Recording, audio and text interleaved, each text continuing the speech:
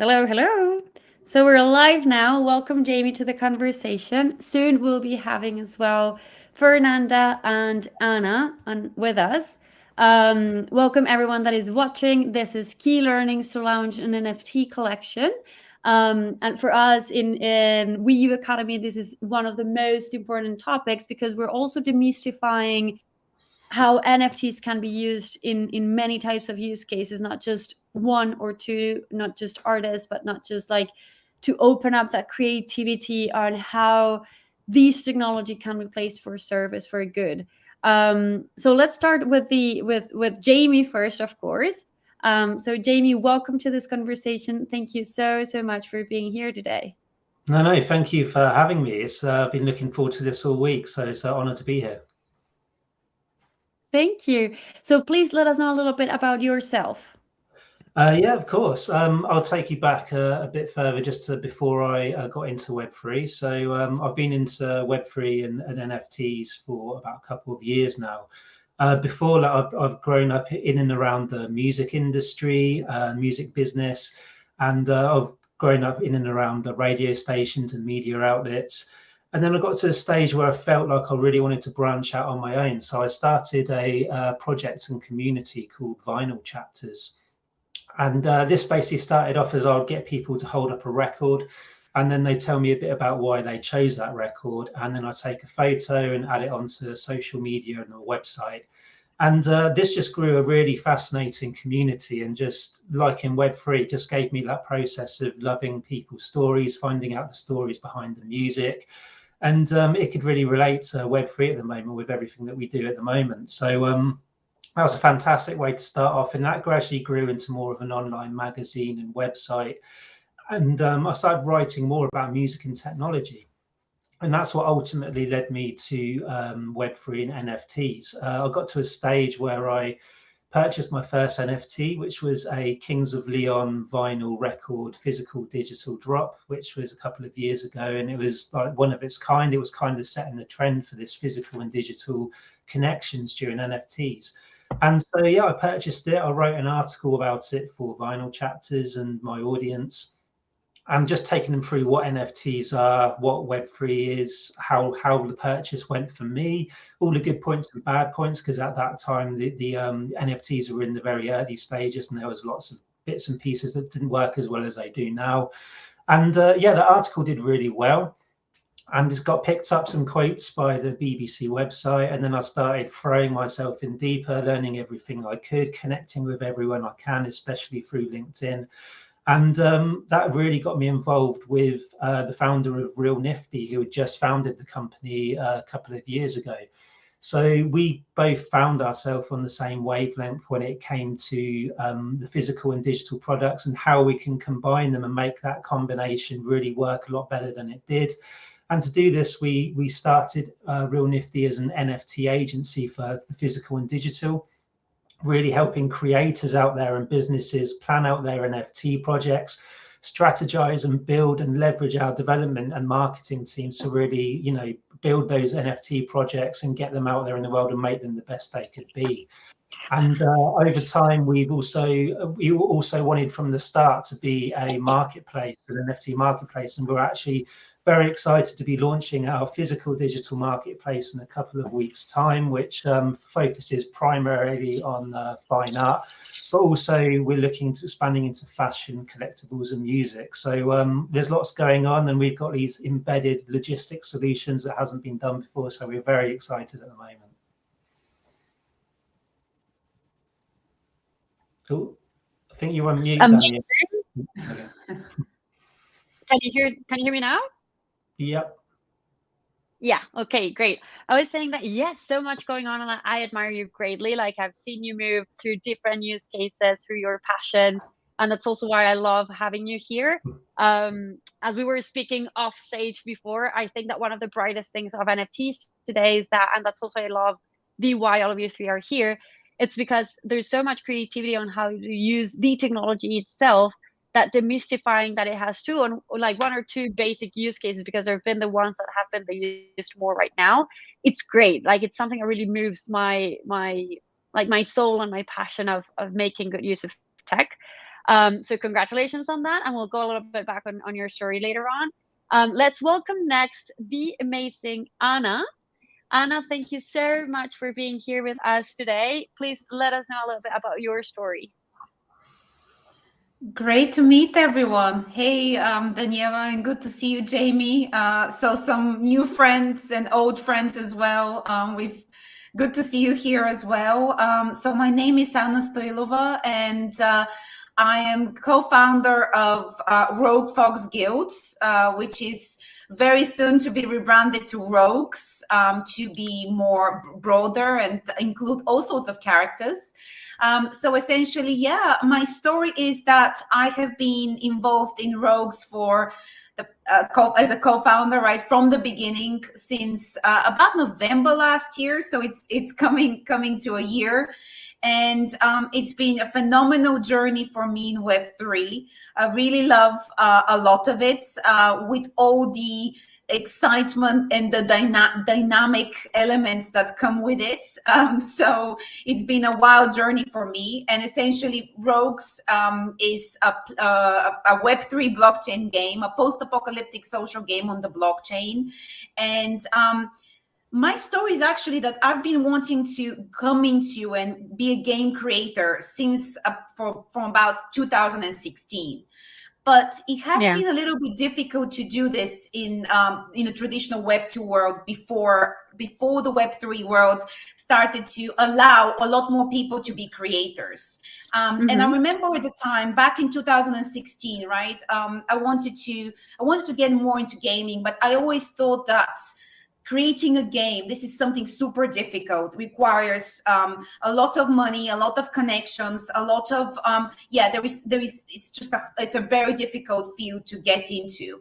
And me and my co-founders back about a year ago, we sat down and we really thought that the new avenue we could take in Web3 and the creation of a game is the Web3 world is really much more allowing us to do so, right? And that anyone can be a creator, and just the barrier to entry with a decentralized community is a lot lower. But before doing this, essentially, I come from product design, and which means essentially digital design of UX, UI, and applications, and basically creating tech products. And that has been my background for about 10 years before doing Rogues. And also I've had previous startups in the area of virtual reality, again, since 2016, as well as data privacy as well. But an interesting fact is that I was involved in 3D worlds, virtual reality, since about 2016. Before it was called the metaverse, right? And now the metaverse term has come in for the past couple of years, and I'm like, okay, I've seen the 3D world. I've been in VR since way before it was even called the metaverse. But Web3 and crypto has really pushed the creation of metaverses, of digital worlds. And that's, again, another thing that I love about it is finally, it's really driving us forward, and it's pushing technology forward in many ways. So yeah, I would say that's probably my story. Yeah. So many double clicks here. Like, we still got Fernanda to talk, but so far we've already got into the Web3 world and the NFTs world. We've got music, we've got digital with Jamie, we've got arts, we've got gaming, we've got virtual reality worlds. And I'm very happy that you're very one of the few that were ready for the metaverse before it arrived. That's still like, that's a huge thing. We're still getting on understanding it. So this is like, this is very rich. I love to see that in just this couple of people that we have here. And last but not least, lovely Fair, very, very happy to have you here, my fellow Latin American. Hi, how are you? Good morning. Well, it's good morning for me. See. Yeah, so let us know a little bit of your story. Yes, okay, my name is Fernanda. I'm from Argentina. I live in Mexico. My background is in film and television. I used to work in movies when I was living in Argentina, and I moved to Mexico to keep on working on movies. But when I arrived, that was like a year and a half ago, a friend of mine told me about NFTs because I always paint since I was a child. I have many paintings, but I did it for myself because I like it, and I didn't like the traditional way to sell art, the galleries and those stuff, the middlemen. So I was like, okay, I'm gonna do this because I love it, and someday I'm gonna find a way to do something with my art. And that opportunity arrived with NFTs. When I discovered NFTs, that blew my mind, and I was like, oh my goodness, this is a big, big opportunity for me to show what I do in art. So I decided to make a collection. At that time, I was seeing, all the monkeys around. I didn't get that idea, and I was like, okay, I want to do something, but no animals. Why everyone is doing animals? Why everyone is doing apes? I want to do something that represent me. So I decided to create people serious and cool. They are serious because, in my opinion, I'm not that good at making smiles. So I decided I decided, okay, they're gonna be serious, but they need to be cool. Okay, serious and cool. And it took me like 5 months or 6 months to make the collection because I made one of one, but at the same time they are PFP. I didn't know that at that time. Now I know. And I launched the collection on January. I did it on LinkedIn. I love LinkedIn community. LinkedIn is my favorite place for build Web3 community, and I sold out within a month, and that changed my life completely. I'm not working in movies anymore. I'm working full time on NFTs, doing customized NFTs, and of course educating the community in live event here, for example. So this is my life right now. So right now I'm an NFT artist. I love that introduction. And yes, you are an NFT artist. You've been for a while. One of the most recognized one in Latin America. So we're blessed to have her here as well. And I love the speakers too. And thank you so much for Denzel to speak up for that, because one of the main learnings that I want to do my 2 cents in here today, because I'm not the one to speak of this, is the message and the purpose behind why we're using NFTs. Not just because there are NFTs as a word and it's cool, because yes, it can be because it's new, but mostly because it's something that is helping us empower and bring innovation to enterprises with a purpose, or empower and make a difference in someone's life, as Fernanda, as an artist, to get more of her talent and spread her world to the world. So going to that, I'd love to know from you guys, from what you know so far and what you've worked with, what is like your most favorite NFT use cases, the ones you feel that are more innovative or purposeful, or maybe you have a couple of stories here to tell us about.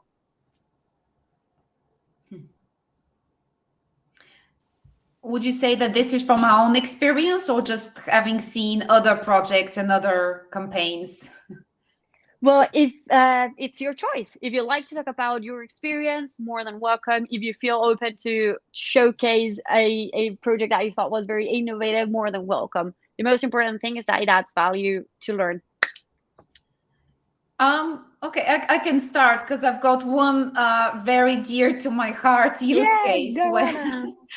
And it's definitely about involving the community, right? So and I'll give that example. It is from our community, but that's because I really loved it so much. So recently we did a competition for our community to create Halloween themed masks for our foxes that we have in the collection. And the competition is have to be voted. So essentially it was voted in the community, and the winner of that design got their NFT featured, created as an in-game NFT item that can be used in the game. And that's my favorite story, because essentially I would say our most engaged community member, perhaps, it was his idea for the competition, but he also drew himself. He's not an artist, right? But he drew himself 3 designs. And a lot of other people also drew designs, right? And it was beautiful to see the creativity of the community that they're not artists, right? So, but they're willing to be involved, and that's pushing them to try new routes for expression. It's allowing them to learn something new, and have a peer group to share it with. So that specific design was really beautiful. I'm glad that it won, but essentially it was the Muertos mask, Day of the Day, the Mexican Dias de los Muertos. Am I pronouncing it right? Yes, you are.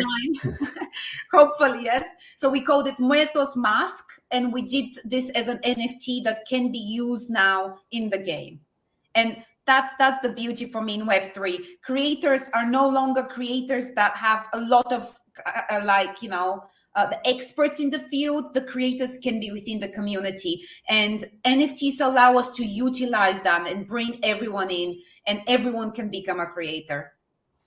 I love that also because it showcases one of the use ways that I appreciate the most, and is building loyalty from added value. I feel that's one of the most interesting opportunities with NFTs for any brand or people, because it's showcasing that people moves because and makes transactions, makes decisions out of emotions and out of really believing and wanting to support something. So loyalty built from that community sense and giving connecting with them from added value, I think it's one of the most important ones. So thank you so much for that. So Jamie and Farah, what would you like to add here? Yeah, I mean, for me, it's all about, as you know, Daniela, it's all about the physical. Digital and physical is my bread and butter, and it is where I come from. And I think one of my favorites that we've done with Real Nifty was one of our first projects, which was with Matt Vey, who I know Anna knows as well and has worked with in the past. We did this NFT project with him where Matt created over 1,000 of these little mosaic pieces. So Matt's an abstract artist that's based in China at the moment. He was born in Canada but lived in China for about 20 years now. And yeah, he created these amazing little mosaic pieces that are only 3 by 3 centimeters. And so Real Nifty, we basically NFT'd every single one of these mosaic pieces, and you could really get in to see the really intricate details on the computer screen when you're looking at the NFTs on them, which was like fantastic. And we did something that had never been done before, and we have this great development team, and they created this 9 by 9 grid on our drop page. And what you could do, if you bought 9 of these NFTs, you could input them into this grid and move them around into a design of your choice. And then that design would then be what we call crystallized. And then that would create a new NFT of that design. That design would then be sent back to Matt Vey. And then in the real world, he would take those 9 pieces and fuse them together using his technique. So what you would actually end up with is a physical piece that would be sent to you in the real world that would match your digital NFT. And with those pieces, you also got entry into the metaverse, and there was like a few competitions we were running in there where if you found one of these mosaic tiles, you got to keep the NFT. I know Anna, again, with Rogues, had some competitions going on in the metaverse in the same one there, and it was fantastic to see people running around with these characters, like trying to find certain objects. And it was just a real good initiation for how the physical and digital can work in the NFT space, and the kinds of fun and ideas that can just come from it. And there's going to be lots more ideas that this is just going to develop over time as well. Wow, that's so cool. And something that I like to highlight there is, again, understanding that this is for people to learn. One of the key learnings is, as NFTs is a tech tool, is not a thing, it's a tech tool. It's placed in service for innovation. And that's one of the most, the coolest things of what Jamie just said, because he built with that initiative a different way for the physical artist to go to market, to generate interest in what he's doing, not just building an experience out of getting a physical art piece. And that's a game changer for many of them. And when people actually get their art without worrying if they leave or they do not live in exactly the place that they can go to the gallery and buy it, it's a game changer for them. So this is just to highlight the importance of that use case and of understanding it as a technology placed in service for the intention. So yeah, I just wanted to double click on that. How about you, Fair? Well, I 100% agree with you guys, with you, Daniela, about the royalties because allows to the creators to keep on building, and it's a great incentive, when your artwork is growing and you already sold the first piece, but then you are getting a small portion of that sale. That's amazing.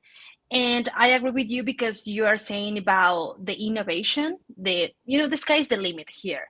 And I'm feeling that because now, for example, I'm exploring the DNFT, dynamic NFT. I don't know if you heard about that, but I'm Give us an intro. Give us an intro. I'm getting crazy. I'm getting crazy, and I'm learning about that. I'm studying about that for maybe my next collection. Who knows? But Drums. dynamic NFTs. I'd love to see it. I'd love to. I'll be following you and see your ideas. Yeah, sure. Yeah, I mean, right now you have, when you know that NFTs allows you to do anything you want, anything you can imagine is possible, then you get crazy. I mean, that's true. So dynamic NFT allows you to make an NFT and then modify it on chain. So the people who bought it, for example, you bought an NFT right now, and I can add a Christmas or holiday, I don't know, a cup or something like how do you say Papa Noel? Something like como Navidad. You're the How do you best. say that? Oh man. Remember Christmas, like a Christmas custom. You can add that on Christmas, and the what's the name? holder. I want to what's the name of the Yeah. Christmas grandpa? So I don't know how to Santa. Father Christmas. Santa Claus. Santa Claus. Yeah. Sorry. Santa Claus. Sorry. Santa Claus. Or for example, if one of your holders' birthday is on December 10th, you can add something special to that NFT. So that's amazing because it makes the NFT very special for the holders, and you can add how many changes that you want. Of course, you need to set everything on the smart contract, but that's amazing because maybe you can say, okay, those holders the next, let's say, month are going to have something special. So if your NFT changed, you are allowed to unlock this content, for example. So you can play a lot. Well, my birthday is on December the 18th, so I'll be looking out for a Santa Claus NFT. Well, it was just an idea, but maybe I can do it. And Yeah, actually, that's one of And just to add to that, dynamic NFTs are definitely all the rage and really offer exciting possibilities. So like in gaming, I think basically they will be used a lot. And that's because obviously it's not just about the visual qualities of the NFT, right? But it's also your character in game, for example. The dynamic NFT can really record in the metadata in the smart contract about the character's leveling, how much that character has been played with, right? So how much that NFT has actually been used in the game, progressed.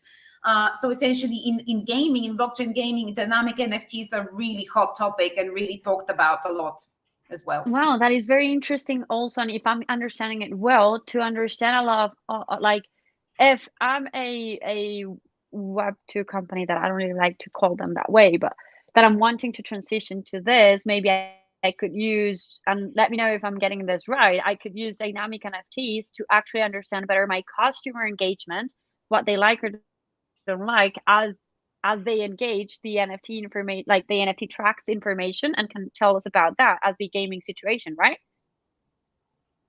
Yes. Am I getting it right? I think that's we're yet to see, and I'm not as familiar with like Web2 brands as you call them, but I believe that this can be used like that. Yeah. Mm-hmm.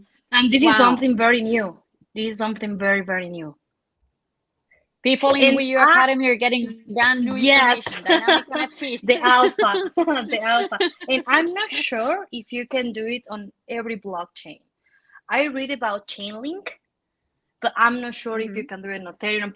I think you can't, but I'm not sure because this is something very new. Okay, the good news around that sorry. That's been what? Yeah, I think there has been some other platforms that allow you to do that, and specifically, I don't know if I can show, but there is one that has started actually to do this since March 2021, and I feel that these are kind of allowing the platforms that allow creators to do dynamic NFTs without coding needed as well. So have a look around. But I think there might be some other platforms that allow the creation of dynamic NFTs, and they've actually been going on for a while. But I think now they're just taking off more.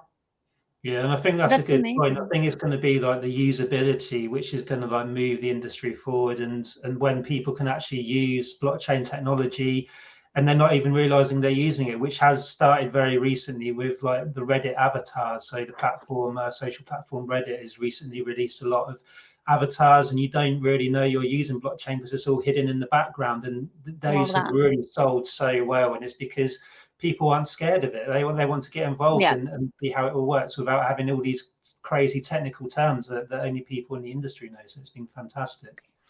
Yeah, I couldn't agree more. And that connects to a question that Denzel was asking us. And it's essentially what can help most to Web2 companies to participate in Web3 technologies. And I think one of the most important things, and that's something that we're really wanting to care about in WEYU Academy, is to bring this to those companies in a way that is around the use case, that is around what can be done with it, why is it important, what's the purpose and vision of it, to then understand how to place the technology in it.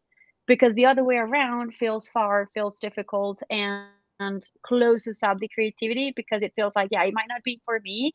My business still doing fine as it is, so I might wait for it. But the other good news around that is, and that's something I was going to say, just because this conversation got so interesting with dynamic NFTs, is the use cases are moving so fast. Like I recently received a 100 pager of NFTs use cases for enterprises, and that's brand new, because the past 2 years we've got a lot of brave people testing out ways of using the technology that now can guide us the path of what can we do today as an enterprise with it, and do our research. And that's a learning that I like to showcase here. And it's very important to do our research on what are those use cases, so we can then choose what's the best for our company's strategy. It's very tailor made, if that makes sense. The use case you choose, it's because it's the best for your company, understanding the purpose of it. What would be another tip that you guys could give on how to help a Web2 person or brand to transition into Web3 with the NFT concept? Not all Web3, but just like in the NFT concept. Yeah, I think what's been happening more recently is and what we've been talking about in conferences and all of that, industry events, is I think Jamie obviously touched on that, on the user onboarding. And so the most recent examples, and I'm happy to share, I can probably share that Polygon has essentially the Reddit example. Polygon have onboarded 3 major brands into the NFT space. And I've been thinking about this a lot, and I've been thinking of, obviously, and I spoke to some people at Polygon as well, and what is their strategy? Their strategy is to onboard Web2 brands, but the way that they've done it, so obviously Reddit, Starbucks, and then they have the biggest Instagram, and Instagram have announced NFTs as well. And I've been thinking about this, and now I'm like, with these big brands, NFTs are becoming mainstream. And for me, how they've done it is more to provide, to not focus on NFTs, but to just provide a smooth experience in a process that the users already know about, and then just use that technology in the background. And again, going back to gaming and what's happening in there in blockchain gaming, the same methodologies are discussed, meaning that it's not about just it's like how you word things and how you present things to the end users, and the user journey as well. It's not about making it complicated for the end users to, for example, install a wallet, link their wallet, install the Polygon, right?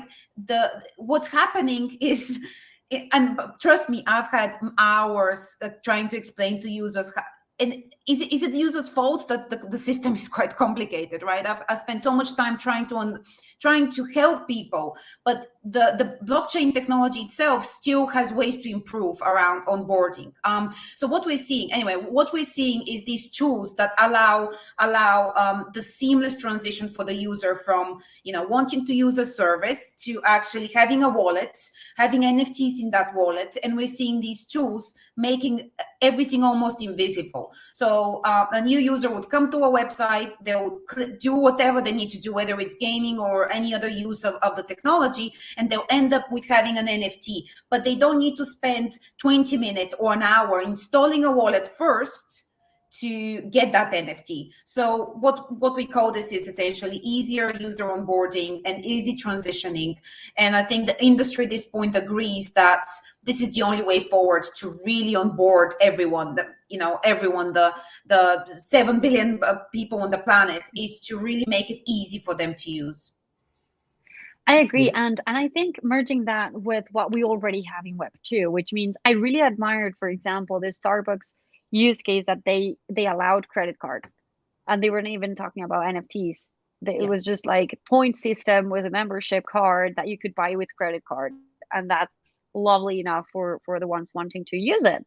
So I completely agree with that. Though, given the stage that the industry is at the moment, we still need out there to ease the path, the high quality education to practice in a safe space, which means that it's not just like we teach you what a wallet is and we show you the video and then go to the Wild West and practice and hopefully you'll get that sorted. But actually education that walks you through it. And that's one of our intentions here, considering that WEYU Academy will be backed by WEYU products. People get to actually practice in that safe space, which I think also will dial down the fear of coming into it and getting scammed or any not very pleasant experience, to actually enjoying it and wanting to get more curious about it.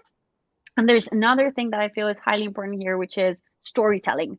And that's something I think Fernanda is really good at, because she's moved her community and her art out of telling stories about people and that's one of the things that makes us feel so connected, because it's about the goods, accepting we're all serious and cool at the same time. We all have our sides. And that storytelling is what moves people that are in or are not in the NFT space to want to know about her and how to get connected with her art. So I'd love for you to tell us a little bit.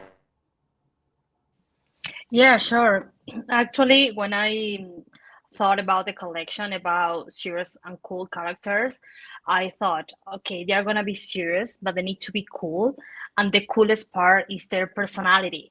And one day I upload a character on my Instagram story, and a friend of mine from Spain, he replied me with the story of the character. And when I read that, I was like, oh my goodness, can you make this for 111 characters more? And he was like, yeah, let's do it. Okay, and we start working on that. And I was painting, I was sending him the character, and he was doing the story. We co-create the story, but I thought that was a brilliant idea, but it wasn't mine at the beginning, because it was his idea. But then, of course, I am doing this for the customized NFTs. I'm working with a friend with this. We are doing a funny story, but a mini bio about the holders. And that's something, I think that idea came also because my background is in film and television. And I had that idea at the beginning. How can I make them cool? I know they're cool because they're colorful and they're wearing accessories, sunglasses, and those stuff. But I need the story. I think the story are very important, because the people at that time were asking me, hey, I need a character like me, and I love this guy because he's studying Portuguese and my wife is from Brazil, things like that, and I was like, oh my goodness, yes, storytelling is very, very important. But at that time, I did it because I thought it was cool, and because it matched with my collection. But right now, I think it's very, very important for every NFT collection that want to get into Web3. I got a feeling that Jamie wanted to say something. Yeah, there he goes. Yeah, I completely agree with Fernanda. I mean, it's all about the storytelling for me as well. Obviously, with my background in vinyl chapters, that was all about the stories, and I think that's why I feel so comfortable in Web3, because I just fit into this storytelling atmosphere. And I feel another way to look at it is you've got to find the passion in your audience to be able to help them transition into Web3 and what they find interested in. A lot of that is done through the education. I mean, there's an example out there of when someone's audience wasn't educated on what Web3 was, and that's with the musician Chris Brown, who released a 10,000 PFP project to his audience. Now, he has a ridiculously large audience of millions of fans, and he managed to sell something like 220 of these NFTs. And that's because he didn't educate his audience on what NFTs are and what Web3 is. He just went into it thinking, oh, this is probably a way I can make some money and bring some people in. And he didn't engage with his fans. He didn't like really show them what it was, or have those, you know, that usability that everyone wants at the moment, that physical aspect or that real life aspect. And it's got to be, you've got to really understand what's going on and educate your audience. I completely agree, and that's also why I feel that academy is something that moves me, because I feel it's one of the most beautiful ways of building community and bring people in the space. And also I feel the storytelling, like two learnings I've got from this, if someone watching out there is thinking of using NFTs. And one is, it doesn't matter if you're a huge brand or if you're just starting or if you're a person, building a storytelling behind the why you're launching something new is always key to build interest and loyalty and like curiosity around what is going on. And the second one is definitely the passion. That's one of the topics that I like the most, because it connects with my master's research around passion, courage, and action, and like performance. And what we want from our communities or our customers, it's definitely that they take action to support our brands and our initiatives. And definitely one learning for the people that is just wanting to use NFTs is, please do build that transaction, that movement into action from positive emotions, not from fear of missing out, not from uncertainty, not from doubt, but please, let's do that building a strategy where we grow into joy, into curiosity, into love for the brand. One of the most beautiful things that NFTs use cases can do for brands is experiences. So they can be built to actually translate to their holders for experiences in real life and digital. And that makes it different, that makes it cooler, and that builds a brand of innovation from positive emotions. So I think that's something that I wanted to double click on. Let me check if we have any other questions in the crowd. Okay, not yet. So moving forward with that, there's always one of the most difficult things, as we were saying, is that first step. So for you people, what is the most important first step if you're thinking of launching an NFT collection or start using NFTs for your brand? Yeah, I mean, for me, it's the same in any sort of company, or if you're an entrepreneur and want to start some new things. It's all about research and focus groups and trying to find out whether the stories that you have to tell and the products and NFTs that you want to put out there, actually there's a community that want them. And if there isn't a community, maybe it's time to start building a community around it as well.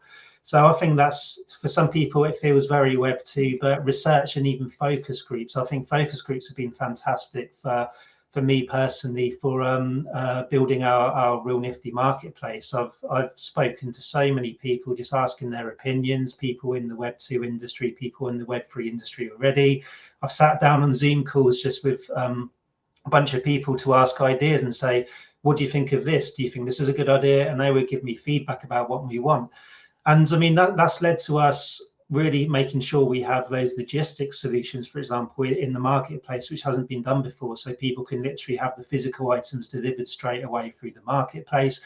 And it's also made us think about how we can engage a community, and in that respect, to make it as easy for everyone as possible to use, which is why we embedded a messaging system so they can contact creators and artists when they're on the platform. So from that, I feel that's one of the biggest points for me that you need to do. But also, if you're not working solo, I think you really need to take time to find those right team members, because there's so much going on behind the scenes in a lot of projects, and I don't think a lot of projects really sort of say exactly how hard it is behind the scenes. Some projects just make it seem so easy, and I know, like Fernanda and Anna here, we all work so hard on what we do, and you don't really sort of see what goes on behind the scenes. And it's something that you need the right team members to be able to do that, and the people to depend on, and have the right mindset and the passion for the project that you do. So for me, those are probably the main things. And then after that, it's all about building that right strategy and that roadmap. But also, when you're building it out, for me, it's I wouldn't want to say, for example, leave too much to the future, as in don't over promise what you're going to deliver either. There was a lot of projects out there that said they're going to be involved in the metaverse and other gamifications, and it just didn't come to fruition. And then you have projects like Rogue Fox Guild and Amazon that have really fulfilled their promises and got them in early. So it's been fantastic to see, and I would recommend that to anyone else. Make sure you can fulfill everything you do and don't overpromise. Yeah, one of the smartest people I've met here in the Web3 world said to me, like I was in my usual virtual coffee, so how did you go into Web3? I want to learn. And she said, ask questions, ask for help, and build a team. And I think that's for Web3 and for life, but writing solo is too hard. So yeah, that's lovely takeaway. Yeah, I can definitely attest to that, following from Jamie's, because that was going to be my number one step as well, having a great team. And I also wanted to say that, yes, it is a difficult process. It can be difficult. And yeah, that's probably what people don't maybe talk about enough in public forums, right? It's very easy to say, oh, well, that's a success story, a sold out collection, or a fully kind of backed up by VCs project. But there is a lot of work that goes behind the scenes. So it's important to have a good team, to have, like Jamie said, really, I don't want to repeat, but I truly support everything that you said. I've experienced this as well myself, that it's very important to have a team that you align with, that are there to support you and you to support them, right? So you support one another through, like in marriage, like they say in marriage, what's the saying? Through health and happiness, through good moments and bad moments, because this is basically, it's a roller coaster, right? You have one day that everything goes smoothly, everything is perfect. The next day things go down. And, if you don't like this, right, up and down, yeah, I don't know, you have to at least enjoy a parts of it. And if you're super scared of that, maybe launching a project on your own, or even with a small team, it may not be the thing for you. For me, it's Web3. Yes, it's a new medium, but at the end of the day, we've seen this. I've been in startups in Web2, and things were similar there as well. Launching anything new is difficult, and it is challenging, but it has its ups and downs. And how I like to call Web3 is actually, it's a startup on steroids, right? it's what we saw back in the day, but 10 times more faster. And even in this bear market, it's still quite intense, in many ways. But to be honest, for me, this is the beauty of it, that it's possible to create so much within very little time. But my advice to people is to find people that they can trust, that they get along with. And whether you work solo, if you work solo, find advisors, find peers that in your network that you like and love. Or if you work with team and you need it on a bigger project, find teammates that you get along with. Because yeah, it's an exciting journey, but it's very difficult to do it on your own. Okay, my turn. You're enjoying the mate there? Well, I love mate. I can't live without mate. Yeah. Well, I did everything backwards, to be honest, because I focused on making the collection, and I spent like 6 months in my house creating the collection, and then I discovered Twitter, LinkedIn, Discord. It was overwhelming for me. It was like, oh my goodness, how I'm going to do this. But then I think my strategy was on Instagram, because I was sharing Instagram story about my process, about my characters, and the people were asking me, "What are you doing?" I'm doing NFTs. What is an NFTs? And I was explaining them to my Instagram community what is an NFT. That was like last year on July.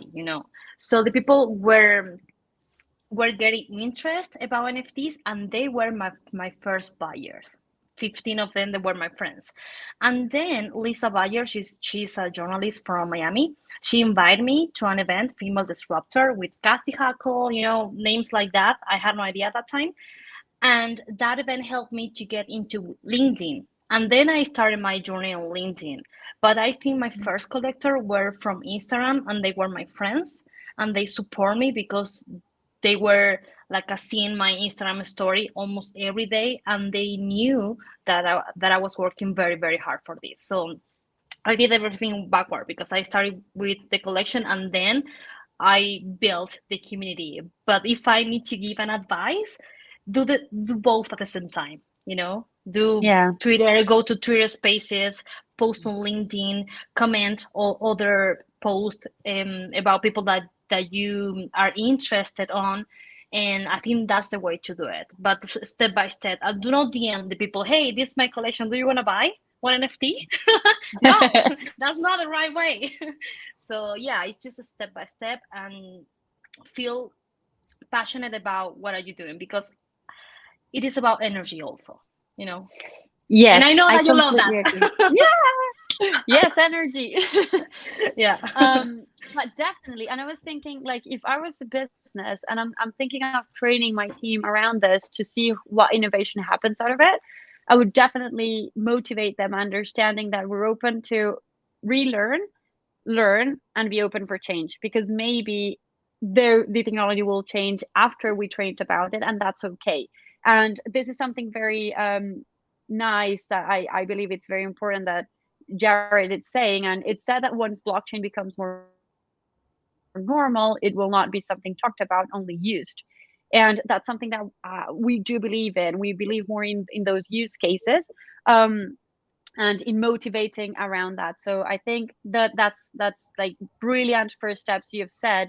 Also, Dariel says here that we need ethics, trust, and real people in the space. And yes, that's true. That's also why I wanted to bring the speakers in, because you're talking about the artist side of it, bunch of work, bunch of inspiration, community, Instagram, LinkedIn, storytelling, but also from the co-founder side of it, of NFT marketplace, of gaming. Like, it's so different worlds, but we all align that it's hard work out there, that we like it, as Anna was saying. Even if it's a huge company trying to do and build something in NFTs, it will feel like a little startup in a big company.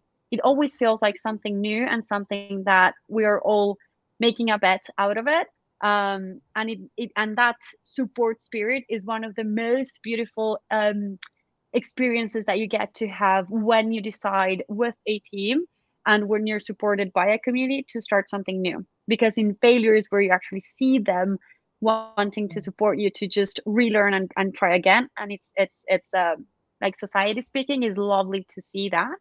And another little first step that I would say at the moment is be okay for the support you'll get, but for people also don't understanding what you do.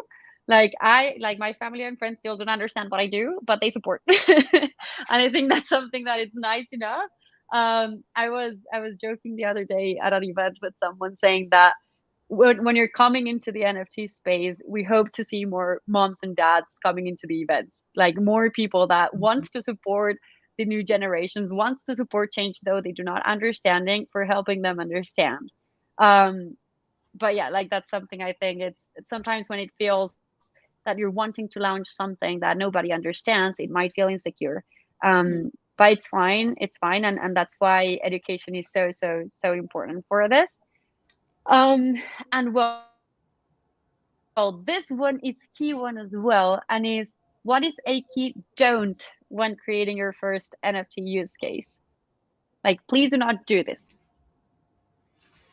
Wow, that's a big one. For me, I guess it would be when you're building community and marketing your drop and that kind of thing. Obviously, that's very important. And I know some of the old ways of doing this through, say, Discord and Twitter would be to, for example, buy followers and create fake hype by telling people to engage to get allow listed. And obviously that's kind of like setting yourself up for a downfall, because you're not creating a real community. In my opinion, it's people who are just in there for one reason and one reason only, which is to actually just get something from it. When you want to actually build a community that's going to be stable and not just going to be around for when the drop happens and then disappears. And I know that this actually one of the projects I remember this happened with was there was a project called Crypto Bats that was done with Ozzy Osbourne, famous musician, and they had like 90,000 plus people in their Discord. And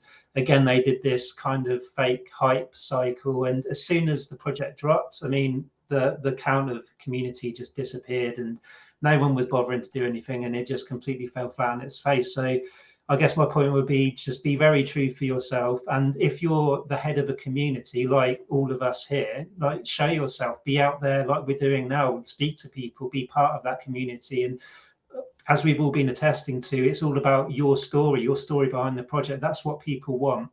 They're investing in you. So you've got to be around and really sort of grow that community.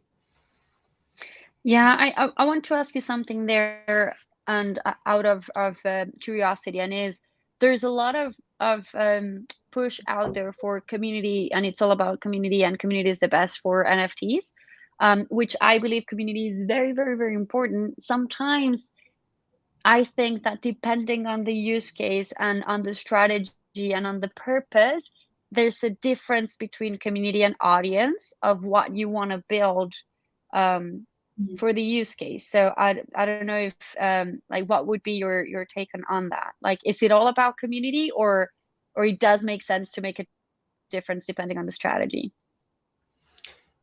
Yeah, I mean, it depends what you're going for, in my opinion, as well. I mean, with us, like the marketplace was a completely different strategy to, say, launching an actual NFT project, which would be completely different, which we've done both of now.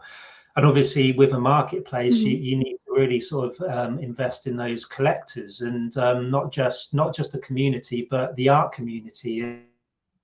For example, like art galleries at the moment. We've been in contact with lots of art galleries, seeing how they could get integrated. So trying to create those partnerships, not just the communities, but people where you can leverage their communities and grow from different areas. I think that's also very important to remember.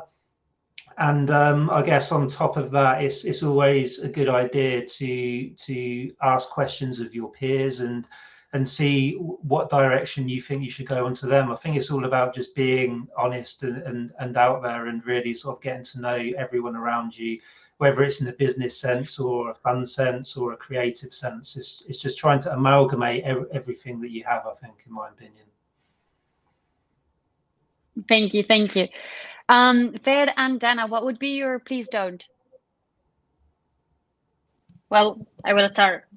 Don't copy. Don't copy what other person are doing. Don't do more apes, please. Do something original. And what works last year, for example, doing apes and giving IP is not working anymore. So be creative.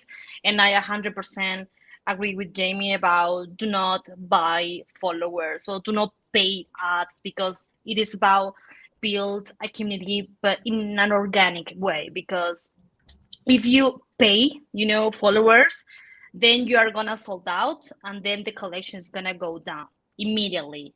So because the people is not engaged with your project. So I think that's very important. And my only advice is just don't copy, be original, because we need new ideas, you know, new characters, new kind of artwork. So yes. Love it. Love it. Agreed with you, Fernanda.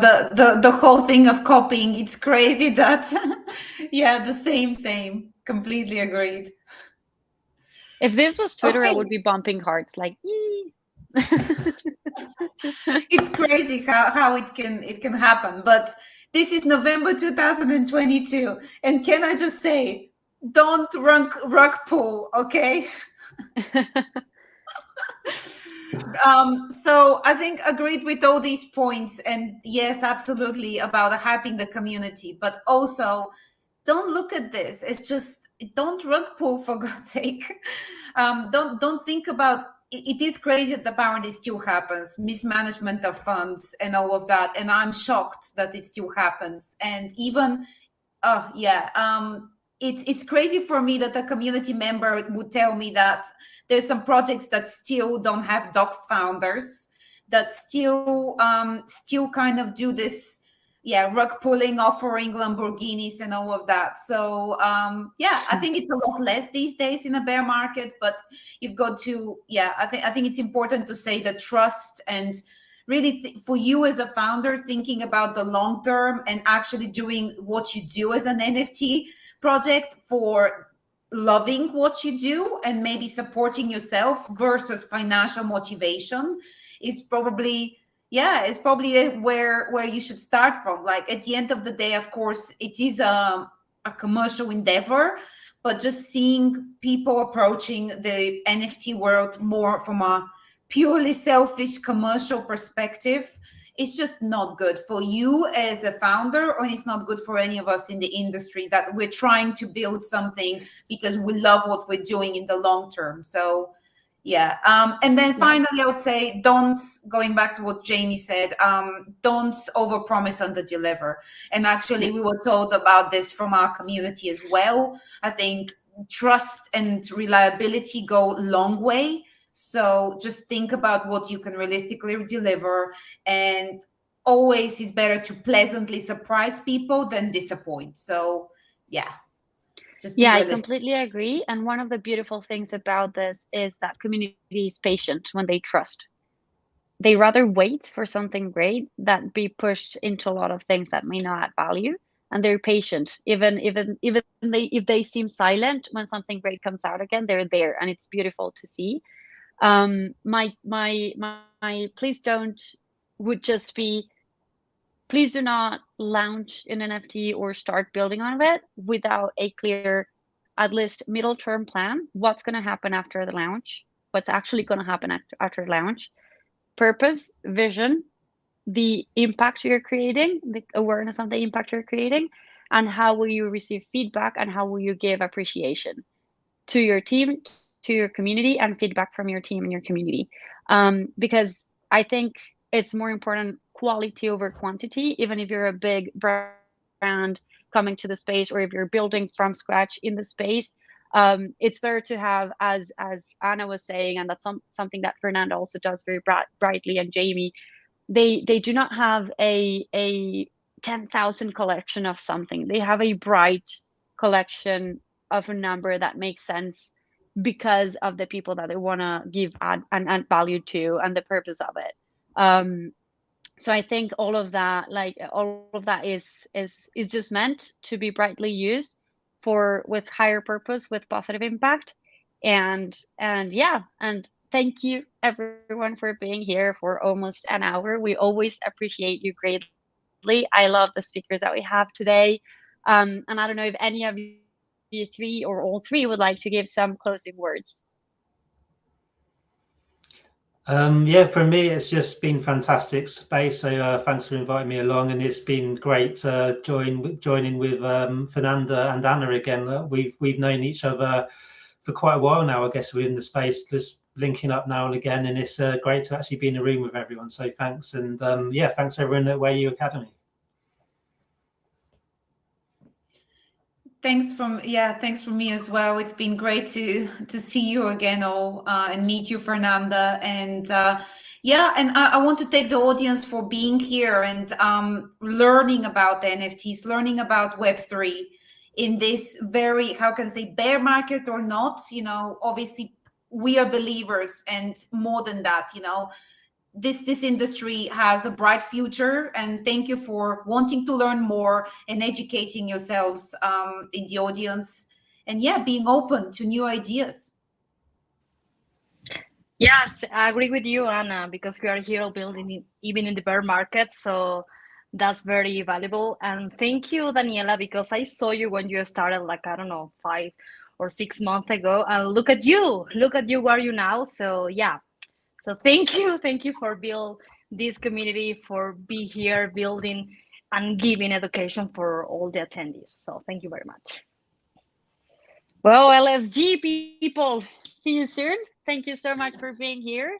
And I hope much more of you guys can enjoy this video now or in the future. And thank you for learning with us.